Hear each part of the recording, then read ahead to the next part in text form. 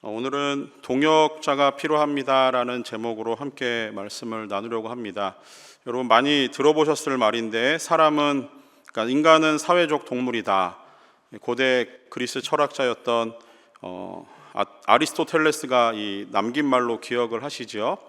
근데 실제로는 이 아리스토텔레스가 사회적 동물이다라고 한 게 아니라 정치적 동물이다라고 했다라고 하더라고요. 그거를 로마의 정치가이며 문장가였던 세네카가 라틴어로 번역하는 과정에서 그의 이제 약간의 해석을 담아서 그 정치적 동물을 사회적 동물로 바꿨고, 이게 우리가 보통 많이 알고 있는 그 명언 중에 하나라고 생각을 합니다. 근데 누가 말했든 상관없이 사람은 사회적인 동물인 것은 맞는 것 같아요. 이 말에 정적으로 이제 공감이 가고, 사람은 태어나면서부터 그 사회가 어떤 사회에 소속이 되어 있는 존재로 태어나고 살아가게 됩니다. 적어도 가정이라고 하는 가장 기본적인 공동체 안에서 부모와 또 여러 형제들, 또 주변의 친척들로부터 어떤 한 공동체를 이루고 있는 상황에서 태어나게 되죠. 그래서 가정이라는 자연스러운 그 기본적인 공동체에서 시작을 하는 걸 보면은 사람은 태어나면서부터 사회적인 존재인 것은 맞는 것 같습니다. 또 그 리더십 분야에 저명한 그 미국 학자 중에 폴 스탠리와 로버트 클링턴이라고 하는 그 중요한 그 리더십 학자들이 계신데, 그분들이 지은 공동저술한 책인 삶으로 전달되는 지혜라는 책에서 보면은 이런 구절이 있어요. 지도자로서 영향력 있는 삶을 사는 데에는 적어도 3명에서 10명 정도의 사람으로부터 주된 영향력을 받는다라는 그 말을 합니다. 이것도 놓고 생각해 보면 한 사람이 그 지도자로 성장하여서 다른 사람에게 어떤 영향력을 끼치는 데까지 가기 위해서는 적어도 3사람 이상의 다른 사람의 도움을 받아서 성장하게 된다라고 하는 말인 것 같습니다. 그래서 사람이 살아가면서 누구를 만나고 또 어떤 도움을 받느냐, 이건 매우 자연스러운 일이라고 할 수 있고, 반대로 누군가에게 또한 어떤 도움을 주느냐라고 하는 것은 그 어떤 사람에게 있어서는 무척이나 중요한 일이라고 할 수 있는 그런 부분입니다. 그리고 도움을 주고받는 일은 사람들이 살아가는 이 삶에서 반드시 일어나는 일이라는 것을 우리가 조금 기억을 했을 때, 여러분은 보통 어떤 사람들에게 도움을 주시는 입장입니까? 아니면 도움을 받는 입장입니까? 어떤 모습으로 살아가는지 그건 전혀 중요하지 않은 것 같아요. 왜냐하면 어떻게 살아가든 우리는 누군가의 도움이 필요하고 도움을 받아야 되는 존재이기 때문에 그렇습니다. 근데 예수님의 공생애를 우리가 가만히 들여다보더라도 이 말이 참 맞아요. 예수님은 상당히 그 공생애를 하시는 동안에 사회적인 활동들을 많이 하셨죠. 12명의 제자들과 함께 다니시면서 그들을 가르치고 또 그들을 양육하시는 일들을 하셨지만, 또 사람들을 만날 때마다 예수님은 만남의 자리에서는 대화하고, 또 예수님이 식사하는 장면들은 되게 많이 나와요. 그리고 예수님은 사람들 틈에서 언제나 활동을 하고 계셨다라는 것을 봤을 때, 예수님은 과연 사회적인 관계 속에 있었다라고 하는 것을 우리는 볼 수 있습니다. 그리고 예수님이 이 제자들을 이 전도 여행을 보내시는 과정에서도 보면은 혼자 보내지 않으세요. 둘씩 짝을 지어서 보내는 것을 볼 수 있습니다. 예수님의 삶뿐만이 아니라 성경 속에서 나오는 많은 사람들의 이 삶을 보더라도 그들은 상당히 사회적인 사람들이었던 것을 알 수 있습니다. 처음부터 하나님은 아담에게 돕는 배필이 필요했기 때문에 그의 짝꿍인 하와 동반자를 만들어 주셨습니다. 그리고 흙으로 사람을 만드셨던 하나님께서 하와도 흙으로만 만드실 수 있었을 텐데, 하나님은 아담에게 한 부분인 갈빗대를 취하여서 하와를 만들어 주셨어요. 이것만 놓고 보더라도 사람은 누군가와 관계를 맺으며 동반자의 관계 속에서는 굉장히 중요한 그 어떤 관계 형성에 있어서 이런 부분을 하나님이 만드시는 과정에서도 보여주신 것 같아요. 그리고 나서 그 둘이 한 몸을 이루는 그런 연합을 통해서 가정을 선물로 주시는 부분을 우리가 볼 수 있습니다. 창세기 24장에서 아브라함이 이삭과 그 결혼할 처녀를 구하기 위해서 그의 늙은 종을 보내는 과정이 있는데, 그 늙은 종은 아브라함의 집 모든 소유를 맡은 굉장히 그 어떤 믿음직스러운 종이었던 것 같아요. 그는 아마도 아브라함이 자녀가 없었을 때 하나님께서 아브라함에게 물으셨을 때 아브라함이 이런 말을 한 적이 있습니다. 자기의 재산이나 자기의 상속의 문제는 다메섹 사람 엘리에셀이 자기의 상속자다라고 얘기했던 적이 있어요. 아마 그가 그 창세기 24장에 나와는 이삭의 아내를 구해오는 과정에 그 늙은 종이라고 봤을 때 아브라함에게 있어서 이 늙은 종은 꽤나 믿음직스럽고 자신의 모든 일을 맡길 만한 좋은 친구와 같은 사람이었다라는 것을 알 수 있습니다. 모세에게도 마찬가지죠. 그의 형인 아론과 함께 있었고 나중에는 모세 곁에서 떠나지 않고 모세를 수종들던 여호수아가 그와 함께 있었습니다. 다윗에게는 그의 생명을 나눌 만한 요나단과 같은 좋은 친구가 있었고요.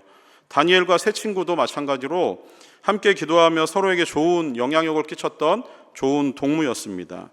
사도 바울은 복음을 전하기 위해서 이 많은 지역을 돌아다니고 있었지만 그런 과정에서도 그는 언제나 동역자들과 함께 했다라는 것을 우리는 잘 알고 있습니다.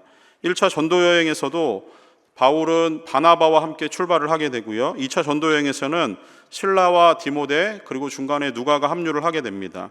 3차 전도 여행도 바울은 누가와 함께 했고 디모데는 중간에 합류를 하는 것으로 봐서는 바울 또한 굉장히 사회적인 관계 안에서 여러 가지 사람들과 관계를 맺으며 동역하는 일들을 했다라고 하는 거죠. 자, 또 하나가 있습니다. 심지어는 우리 하나님을 놓고 봤을 때도 우리의 믿음의 본질이신 하나님도 삼위일체로 계세요. 그리고 하나님의 섭리는 언제나 이 삼위일체적인 경륜적 삼위일체 안에서 하나님은 섭리하시고 일하시는 것을 통해서 우리에게 결과를 보여주시는 분이십니다. 이렇게 보면은 하나님의 존재 방식을 통해서도 그리고 성경 속의 많은 믿음의 사람들의 이야기를 통해서도 그리고 일반적으로 사람들이 살아가는 삶 속에서도 사람은 누군가의 도움이 필요하고 누군가를 도와가면서 살아가야 한다라고 하는 거죠.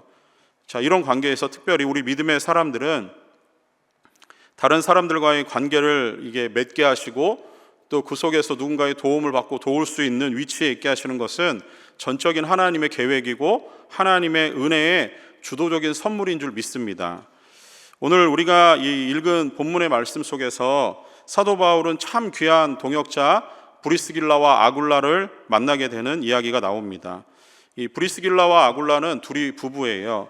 근데 사도 바울과 이들의 만남은 어떻게 보면 굉장히 우연적인 것처럼 만나지는 것처럼 보이지만 실상은 하나님이 이들을 만나게 하시고 그 만나게 하실 하나님의 모든 계획이 있었고 하나님이 그 속에서 은밀하게 역사하심으로 인해서 이들이 만나서 서로 아름다운 동역 관계를 맺게 되고 소중한 사람들로 자리하고 있다는 것을 우리는 말씀을 통해 오늘 살펴보게 될 것입니다. 그래서 오늘 본문의 말씀을 통해서 동역자에 대한 마음을 우리가 한번 좀 가만히 살펴보는 시간이 되었으면 좋겠고 또 우리가 사랑하는 주님을 위해서 어떻게 나와 함께 하는 이 성도들을 우리가 사랑하고 그들을 섬겨야 할 것인지 그 말씀을 함께 나누도록 하겠습니다. 바울은 그 1차 전도 여행을 통해서 많은 열매를 맺었고 또 용기를 얻어서 이제 두 번째 전도 여행을 출발을 하게 됩니다. 바울은 전도 여행하는 이 모든 길이 결국은 그 로마 정부가 전쟁을 위해서 잘 닦아놓은 그 정비된 도로로 그리고 또 교통수단들을 간혹 이렇게 이용을 해가면서 로마령에 속해 있는 지역들을 돌아다니며 전도를 하였습니다. 이 바울이 하는 전도 전략은 주로 도시 선교였어요. 그래서 당시에 그 로마의 어떤 사정을 놓고 봤을 때도 잘 정비된 도로들은 주로 도시로 연결되어 있었고 많은 사람들이 도시에 모여서 생활을 했기 때문에 효과적인 복음 전도를 위해서는 사도 바울은 도시 선교를 택했던 것 같습니다. 그래서 바울은 두 번째 전도 여행을 하면서 그 당시 로마령에 있었던 굉장히 중요한 전략적인 도시인 고린도를 방문하게 되는데 오늘 우리가 읽은 본문이 이 고린도를 방문했을 때 일어났던 사건을 간략하게 기록을 하고 있습니다. 당시 고린도라고 하면은 그 당시 세계 3대 도시 중에 하나라고 하더라고요. 이 고린도는 항구 도시였습니다. 그리고 지중해 연안에 있는 그 어떤 해상 무역과 또 교통의 중심지였고 또 상업이 발달해 있는 도시였어요. 동시에 이 사람들이 모이는 곳이고 또 사람들이 배를 타고 주로 모여드는 항구 도시였기 때문에 그들은 안전한 항해를 기원하는 마음으로 각 나라의 어떤 우상들, 각 민족이 섬기는 우상들이 총집결해 있는 곳이 이 고린도라고 하는 지역이었습니다. 그러다 보니까 영적으로는 고린도라는 지역은 굉장히 타락한 곳이었습니다. 여기에는 또 그 사랑의 여신인 아프로디테의 신전이 있었는데, 이 신전에서 봉사하는 그 여사제들은 창기였습니다. 그래서 밤마다 그 거리로 나가서 자신의 몸을 파는 그런 사람들이었어요. 그래서 고린도 지역의 어떤 심각한 영적 타락뿐만 아니라 그 성적 타락의 장본인들, 주도적인 사람들은 바로 이 아프로디테 신전에서 일했던 여자 사제들이었습니다. 자, 이렇게 고린도라고 하는 지역은 그렇게 딱 놓고 봤을 때 화려하고 멋있고 많은 사람들이 모이는 곳이었지만 영적으로는 그렇게 만만한 곳은 아니었습니다. 고린도에 도착한 바울은 고린도 지역의 이 현실과 당장 맞부딪혀야 되는 상황이었습니다. 물론 바울은 그전에도 많은 이 고난스러운 일들, 핍박을 당하면서도 꿋꿋이 복음을 전하고 있었던 터였어요. 그럼에도 불구하고 고린도라고 하는 지역 자체는 바울에게도 그렇게 쉬운 곳은 아니었던 것 같습니다. 고린도전서 2장 3절 말씀에 보면은 고린도 지역에서 선교하던 바울이 이런 고백을 하게 돼요. 내가 너희 가운데 거할 때에 약하고 두려워하고 심히 떨었노라 라는 말씀을 합니다. 자, 이게 무슨 말씀이냐면은 산전수전 다 겪었던 사도 바울이, 이 천하의 사도 바울도 고린도 지역에 도착해서 느끼는 게 뭐였냐면은 이 영적인 심각한 타락상과 도덕적이고 또 성적으로 문란한 이 도시 속에서 복음 전파를 해야 된다라고 하는 상황이 굉장히 본인에게도 힘든 어떤 그런 상황에 맞부딪혀 있다라고 하는 거죠. 복음 전파가 척박한 상황 가운데서 도시의 명성과 또 사람들이 가지고 있는 지적인 수준 자체가 사도 바울이 생각하기에도 자신이 가지고 있던 것들은 상당히 연약한 수준이었다라고 생각했습니다. 물론 바울은 그에게 사명을 주시고 이 복음을 전하게 하시고 이방인의 사도로 부르신 하나님의 소명으로 불탔던 사람임은 맞습니다. 그럼에도 불구하고 현실의 이러한 문제 앞에서 인간의 연약함이 드러나는 것은 바울도 인간이기 때문에 어쩔 수 없는 일이었던 것 같습니다. 자신의 연약함을 보고 바울은 당연히 이 고린도 지역의 복음화를 위해서 기도했을 겁니다. 고린도의 심각한 영적 상태와 이 복음 전파에 아주 중차대한 사명을 놓고 사도 바울은 기도했습니다. 그리고 그렇게 기도할 때 하나님은 바울에게 꽤나 근사하고 정말 멋있는 사람을 붙여주신 거예요. 하나님이 선물로 주신 이 동역자, 이 사람들이 오늘 본문의 브리스길라와 아굴라라고 하는 부부입니다. 근데 이 두 부부에게도 그 어떤 깊은 사연이 하나 있어요. 오늘 본문의 2절 말씀을 우리 읽었는데, 남편인 아굴라는 유대인이었지만 로마에서 살고 있는 사람이었습니다. 그리고 그의 아내 브리스길라와 함께 있었는데, 원래 이들은 이제 로마에서 그냥 잘 정착해서 살고 있었던 사람들이었어요. 그런데 AD 49년에서 50년경에 그 로마에 살던 그리스도인 예수님을 믿는 사람들과 그 유대인들과 그리스도를 믿지 않는 유대인들 사이에서 엄청 심각한 사회적인 문제가 될 만한 사건이 발생을 하게 됩니다. 이 일로 인해서 당시 로마 황제였던 글라우디오스는 이 문제를 해결하기 위해 로마에 있는 유대인들을 다 추방시켜 버려요. 그 와중에 로마에 있던 모든 유대인들이 추방되면서 여러 지역으로 흩어지게 되었고, 이 브리스길라와 아굴라는 그 추방되면서 고린도라고 하는 지역에 정착하여 이제 살게 되는 상황이었습니다. 근데 한번 생각해 보시면은 이 상황이 얼마나 그 부부의 삶에 있어서도 꽤나 힘든 상황이었는가 우리가 좀 이해가 되는 부분이 있죠. 여기 계신 분들은 다 언젠가 이민을 오셔서 여기 살고 계시는 분들 아닙니까? 이민 초창기에 그 얼마나 삶이 척박했는지 돌아보시면은 이 브리스길라와 아굴라 부부가 얼마나 고린도에 정착하는 과정이 쉽지 않았을 것이다라는 것은 우리도 짐작할 수 있는 부분인 것 같습니다. 저렇게 편안하게 지내던 삶의 터전을 잃고 어쩔 수 없이 추방당해서 낯선 땅에 가서 정착해야 되는 그들도 만만치 않은 삶을 살고 있던 터였습니다. 그때 마침 그들의 인생에서 굉장히 중요한 만남, 곧 그들이 낯선 땅에 정착해 있으면서 누군가를 돕고 복음을 위해서 헌신할 수 있는 그 사람을 만나게 된 겁니다. 그게 바로 바울과의 만남이었어요. 그래서 AD 49년에서 50년경에 아마 그들이 추방되어서 고린도에 정착을 했고, 사도 바울이 2차 전도 여행이 AD 50년에서 52년까지 진행되는 것으로 봐서는 아마 먼저 그 브리스길라와 아굴라 부부가 이 고린도에 정착을 했을 것이고, 그 사도 바울은 그 이후에 이들을 만나게 되는 부분이 있습니다. 그래서 이 여러 가지 부분들이 마치 우연처럼 작동하는 것 같지만 실상은 하나님이 고린도라고 하는 지역을 위해서 사도 바울을 보내셨고, 그 지역에 사도 바울이 도착하기 이전에 하나님은 여러 가지 상황과 환경을 만드셔서 브리스길라와 아굴라와 같은 신실한 믿음의 사람들, 동역자를 만날 수 있도록 하나님이 이미 준비해 놓으셨다고 하는 겁니다. 하나님은 언제나 이렇게 누군가를 만나고 사람을 통해서 일하고 사람 가운데서 하나님의 멋진 동역이 이루어질 수 있도록 일하시는 분이라는 겁니다. 바울은 이 아굴라 부부는 바울에게 너무너무 근사한 동역자였던 거예요.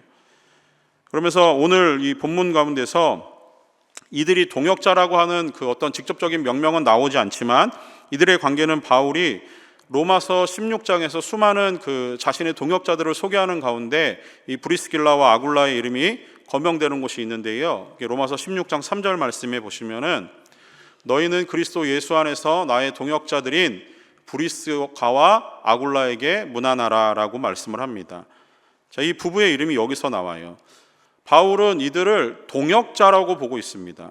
근데 여기 사용된 이 동역자라고 하는 것은 고스라고 하는 헬라어를 사용하는데, 이 담고 있는 사전적인 의미가 같은 목적을 가지고 함께 일하는 사람이다라고 하는 의미가 있어요. 그럼 이 동역 관계는 사도 바울의 고백처럼 그리스도 안에서 맺어진 관계였다라고 하는 겁니다. 그러니 그리스도 안에서 맺어진 관계는 그리스도를 위해서 일하는, 같은 생각, 같은 목적을 가지고 함께 일하는 사람이 될 수 있었다라고 하는 거예요. 복음을 위해서 같은 목적을 가지고 살았다라고 하는 겁니다. 예수님의 증인으로 복음을 전하는 일에 같은 마음, 같은 생각, 같은 뜻을 두고 함께 일하며 살아가는 이 동역 관계, 그리고 그런 사람들이 바로 동역자라고 하는 겁니다. 그래서 오늘 이 본문의 말씀, 우리가 사도행전 18장 1절에서 4절 말씀에서 그러면 동역자는 누구이고 동역 관계는 무엇인지 한 3가지 정도 우리가 영적인 교훈을 함께 나누려고 합니다. 먼저는 동역자는 서로의 삶을 이해하고 비전을 공유할 수 있는 그런 사람이어야 합니다. 3절 말씀에서 생업을 같이 하며 일을 했다라고 하는 이 표현이 있어요. 그러니까 바울과 아굴라, 그러니까 브리스길라와 아굴라 이분들은 천막을 만드는 일을 같이 하였는데, 천막을 만들었다라고 하는 것은 그 가죽을 다루는 그 당시의 어떤 직업을 설명하는 부분입니다.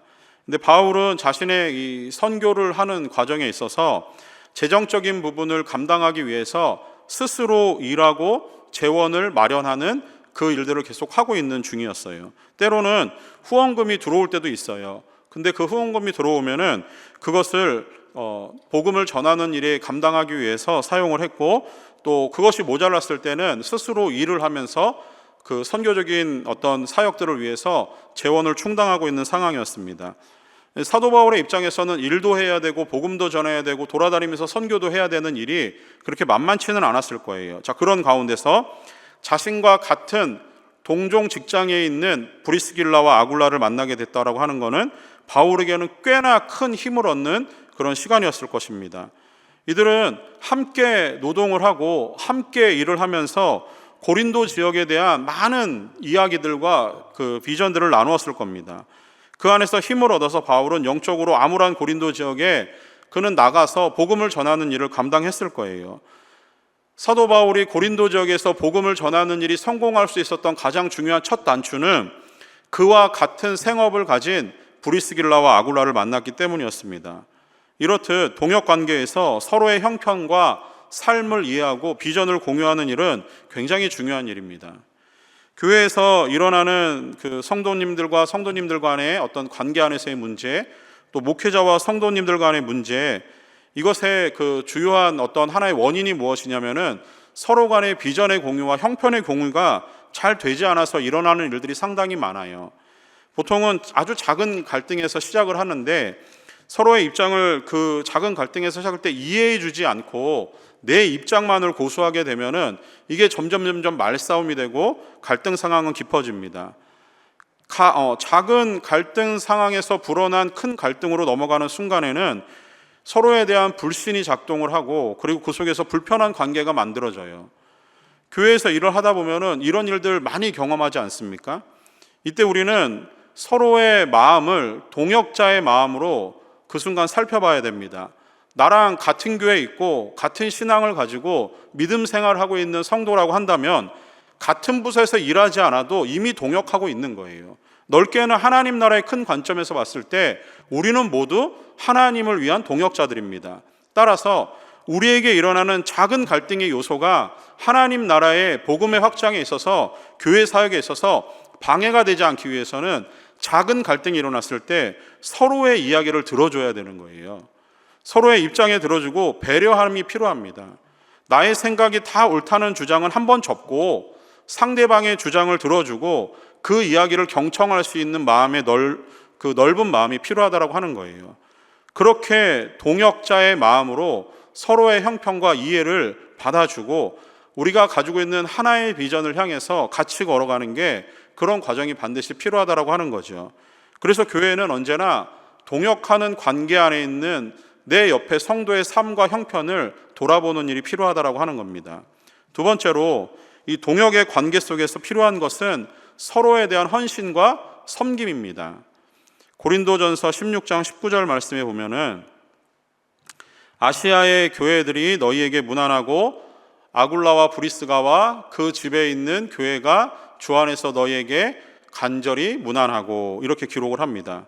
자, 이게 어떤 의미가 있냐면요, 초대교회는 잘 알고 계시듯이 대부분의 교회가 가정교회의 형태였습니다. 바울 역시 자신의 복음을 전했던 지역에 대해서 지속적인 관심을 가지고 있었고, 한 번 전도한 지역을 그냥 내버려 두는 것이 아니라 두 번째 갔을 때 또 방문을 하고 돌아보고 챙기는 일들을 계속했어요. 그러면서 성도들이 어떤 교회 안에서 모이고 신앙을 유지하고 성장하는 일에 있어서 사도 바울은 돌아보는 일을 꽤나 중요하게 여겼던 사람입니다. 자, 이런 의미에서 이 아굴라 부부가 자신의 집을 성도들이 모일 수 있는 예배당으로 내어놓은 거예요. 그렇게 예배의 장소로, 교제의 장소로 자신의 집을 개방했다라고 하는 겁니다. 이게 바울 선교에 있어서 가정교회라고 하는 형태는 굉장히 중요한 요소 중에 하나였습니다. 우리 교회도 가정교회를 추구하고 있는데, 여기 많이 계신 분들, 목자님들도 계시고 부목자님들도 계시고 일반 목원들도 계실 거예요. 얼마나 헌신하고 수고하시는지 우리 하나님이 다 아실 줄 믿습니다. 그렇기 때문에 우리가 가정교회를 이루고 지금까지 버티고 있는 것 같아요. 교회는 원래부터 참 많은 헌신과 참 많은 수고가 필요한 곳입니다. 그도 그럴 것이, 교회가 예수 그리스도의 핏값으로 세워진 공동체이기 때문에 그의 버금가는 헌신과 섬김이 교회는 필요합니다. 교회를 지탱할 수 있는 힘이 있다면 바로 성도님들의 헌신과 수고에 있다라고 하는 거예요. 회사와 같이 이익을 남기기 위해서 일해야 하는 그런 단체도 아니기 때문에 교회는 확연히 그런 곳과 구별되는 스스로의 헌신과 섬김이 필요합니다. 한번 생각해 보세요. 뜨거운 여름날 땀을 뻘뻘 흘려가면서 주방에서 뜨거운 불과 싸워서 요리를 해야 되는 그런 분들이 계신다고 생각해 보십시오. 밥 한 그릇 돈을 받고 팔 수 있는 것도 아니고 자신이 뭔가 헌신하고 수고하지 않으면 되어지지 않는 일이에요. 그뿐만이 아닙니다. 말도 안 통하고 말도 안 듣는 주일학교 학생들 가르치기 위해서 주일 전에 밤새도록 성경 공부합니다. 그리고 그 공부 준비해서 가지고 가서 아이들에게 나눠요. 거의 야근하는 거예요. 그런다고 누구 하나 야근했다고 야근 수당 줍니까? 교회는 그거 주지 않아요. 뿐만이 아니라 목에 핏대 세워가면서 찬양하고 또 열심히 하나님을 봉사하는 모든 일을 했지만 누구 하나 잘했다고 목캔디 하나 제대로 사주는 분 저는 잘 못 봤습니다. 그런데 우리 성도님들의 이러한 섬김과 헌신이 없이는 교회는 지탱이 되지 않아요. 성도님들의 헌신과 수고와 이 섬김만이, 헌신만이 교회의 밑거름이 되어서 성장의 발판이 되는 겁니다. 성도들의 눈물과 땀이 아니면 교회는 유지될 수 없는 거예요. 그리스도의 핏값과 견줄 수는 없지만 함께 동역하는 섬김과 헌신이 교회를 교회되게 하고 교회를 세우고 성도를 성장하게 하는 중요한 힘의 원천이 된다는 것을 기억하면 좋겠습니다. 그래서 우리 모두가 다 누군가를 위해서 나의 작은 섬김과 헌신이 결국은 그리스도의 핏값에 버금가는 아주 귀한 일임을 기억하시고 동역 관계 안에서 서로를 바라볼 수 있는 우리 성도님들 될 수 있기를 소망합니다. 세 번째로 동역교회 관계 속에서 필요한 것은 서로에 대한 책임감입니다.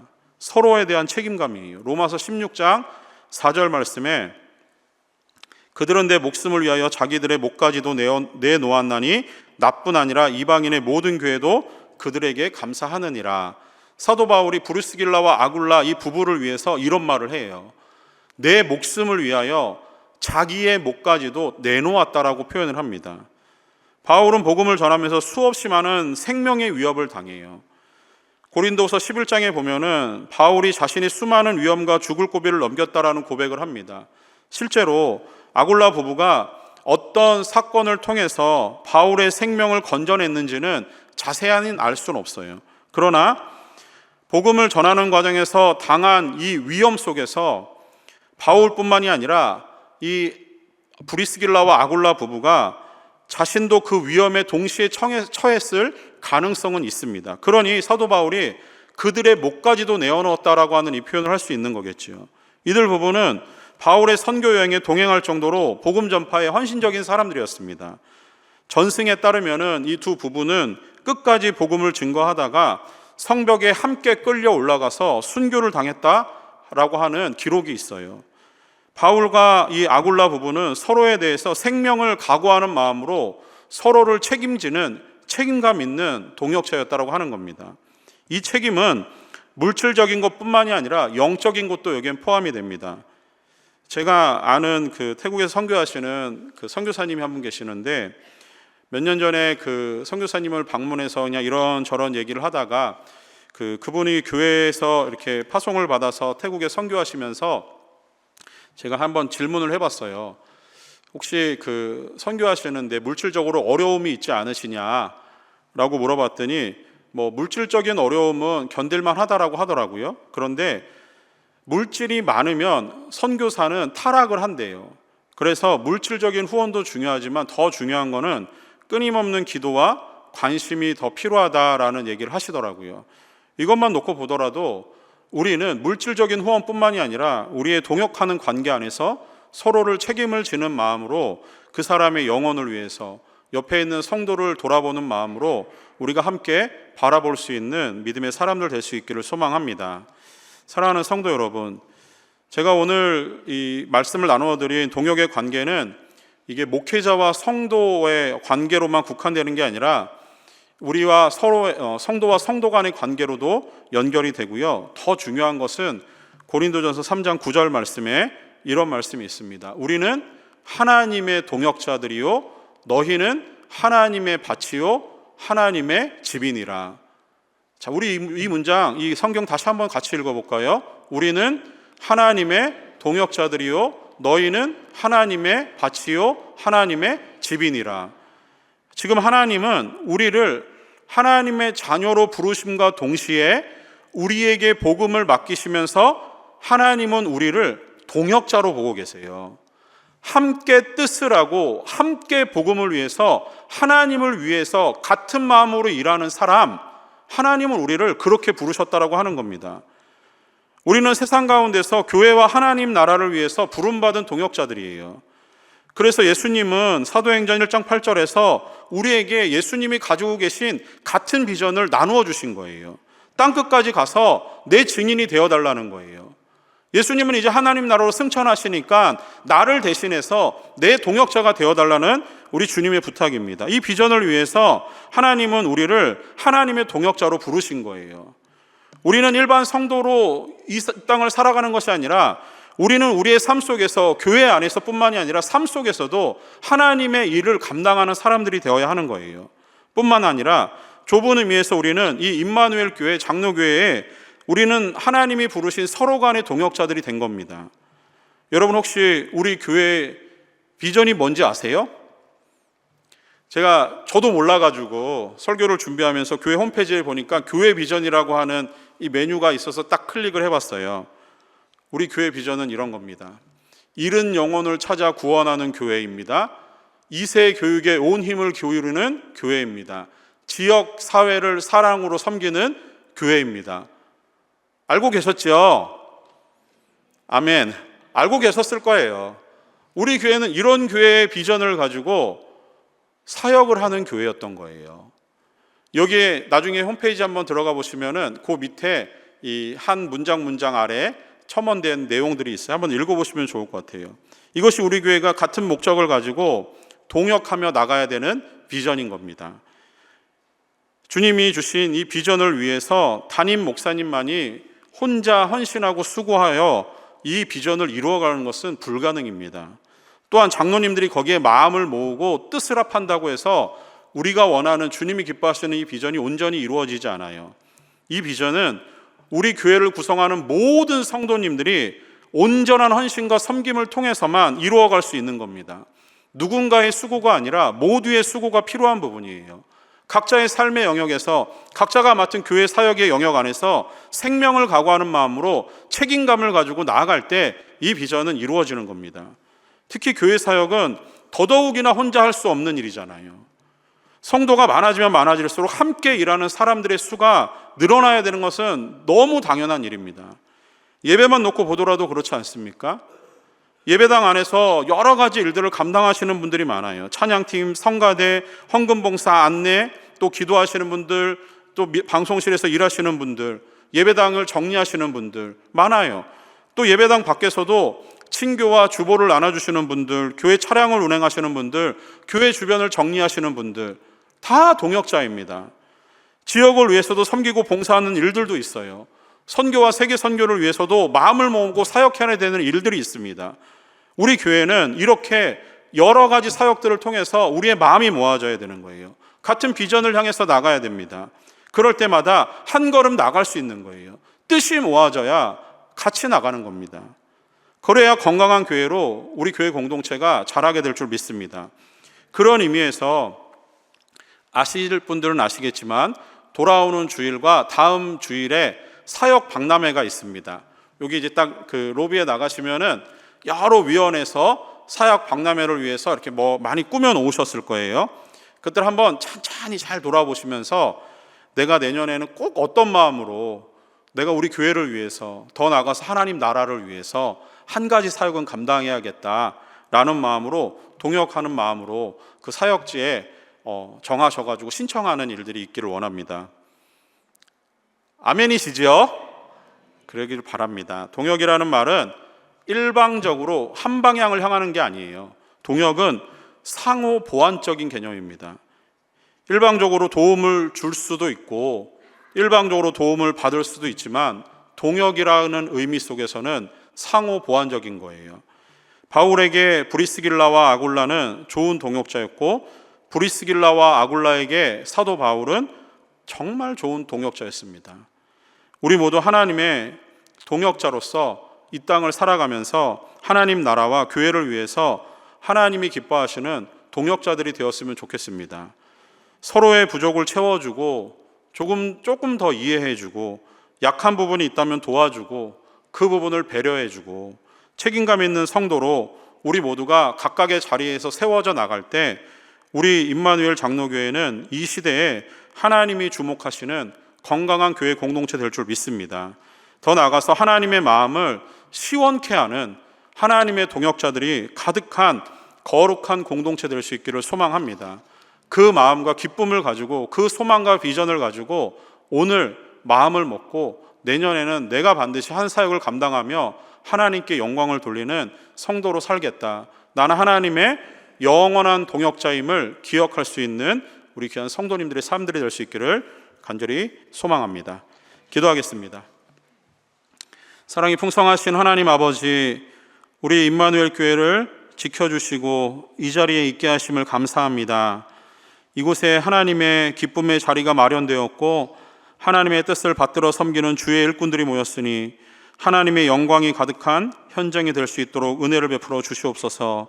우리의 마음이 하나로 모아져 하나님의 빛으로 세상을 비추는 교회 될 수 있도록 도와주시옵소서. 함께 마음을 모으고 사역하는 동역자들이 서로를 사랑하고 이해하며 보듬어주는 사랑의 공동체 되기를 소원합니다. 언제나 성령의 충만함이 우리의 모든 사역에 가득하게 하시고 하나님의 마음을 시원케 하는 우리 교회의 사역들 될 수 있도록 은혜를 베풀어 주시옵소서. 오늘 다시 한번 우리의 마음에 다짐하는 마음으로 우리의 모든 마음을 주 앞에 드리기를 소망합니다. 주님의 마음을 우리에게 부어주시고 주의 일하심을 기대하고 소망하는 마음으로 우리에게 주신 아름다운 비전을 향해서 함께 걸어갈 수 있도록 은혜를 베풀어 주시옵소서. 감사하며 예수님의 이름으로 기도합니다. 아멘.